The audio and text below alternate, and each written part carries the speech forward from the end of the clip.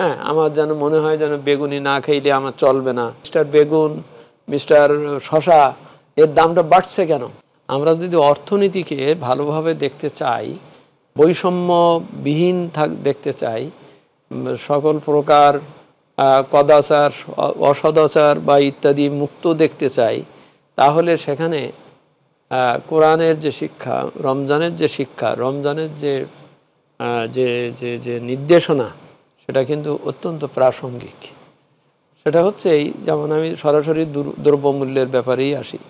দ্রব্যমূল্য, মূল্যস্ফীতি নিয়ন্ত্রণ বর্তমান সময়ের অর্থনীতির একটি অন্যতম চ্যালেঞ্জ, এবং এই দ্রব্যমূল্যের এই অস্থিরতা এবং উত্থান পতনের থেকেই কিন্তু বৈষম্য সৃষ্টি। কিছু লোক ব্যবসা করে বেশি টাকা বানায়, কিছু লোক ওই জিনিস যথা নিয়মে না পেয়ে নিঃস্ব হয় বা ক্ষতিগ্রস্ত হয়। অর্থাৎ একই জিনিস সকলের যেখানে সমান ভাগে ভোগ করবার কথা, সেই সুযোগটা তিরোহিত হয় ওই এমন কিছু কার্যকলাপের দ্বারা, অতি লোভ কিংবা অতি বিষয়ের দ্বারা।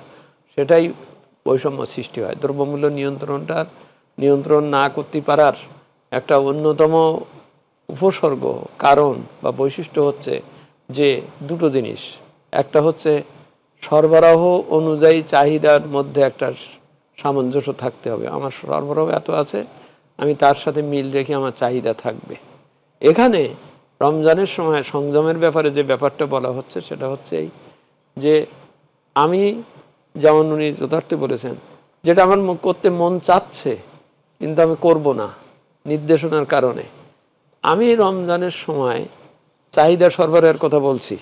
আমার চাহিদা যা ছিল, যেটা হওয়া উচিত, আমি তার চাইতে যদি বাড়িয়ে ফেলি, তাহলে আমার সরবরাহের সাথে একটা বৈষম্য সৃষ্টি হবে এবং এটাই দ্রব্যমূল্য বৃদ্ধির কারণ। অর্থাৎ আমি যদি বেশি চাই আর আমার সাপ্লাই যদি থাকে কম, তাহলে আমার 4 টাকা জিনিস আমি 6 টাকা, ও চাইলে 8 টাকা চাইলে আমি দিতে বাধ্য থাকি। অর্থাৎ আমার চাহিদার সাথে কি সরবরাহের সমন্বয়টা নেই। এই চাহিদাটাই তৈরি হওয়াটা রোজার সময়, ওই যে মন যা চায় তা যদি না করি, সংযমের যে ব্যাপারটা এখানে অত্যন্ত প্রয়োজন। যেমন আমরা যেসব আইটেমগুলোর দেখি মূল্য বৃদ্ধি পায়, সেগুলো কি এমন কোনো ঐতিহাসিক বা এমন কোনো অতি নিত্য প্রয়োজনীয় জিনিস না, যেটা না হলে আমি মারা যাব, এরকম না। কিন্তু মিস্টার বেগুন, মিস্টার শশা এর দামটা বাড়ছে কেন?